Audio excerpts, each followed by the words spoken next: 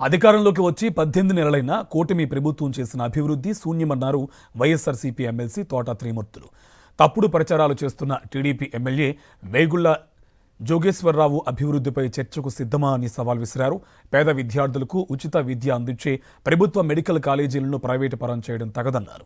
కోటి సంతకాల సేకరణ విజయవంతం కావడాన్ని జీర్ణించుకోలేదని ఎమ్మెల్యే తప్పుడు ప్రచారం చేస్తున్నారని మండిపడ్డారు తోట త్రిమూర్తులు.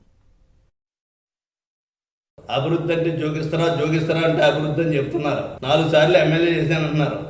ఎప్పుడో మీరు ఎమ్మెల్యే కాకముందు కృష్ణార్జున చౌదరి గారు ఎమ్మెల్యేగా చేసినటువంటి బ్రిడ్జిలు ఎలా పడుకో అలా ఎలాడుతూ ఉన్నాయి. ఏం చేశారు?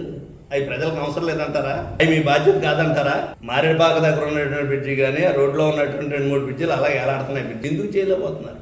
అప్పటి నుంచి మీరు గాలి వదిలేసినటువంటి మున్సిపాలిటీలో ఉన్నటువంటి డంపింగ్ యార్డ్ సమస్యను పరిష్కరించారు. అమరావతి మీద చూపిస్తున్నటువంటి శ్రద్ధ ఈ మెడికల్ కాలేజీల మీద ఎందుకు చూపెట్టలేకపోతున్నారని అడుగుతున్నాను.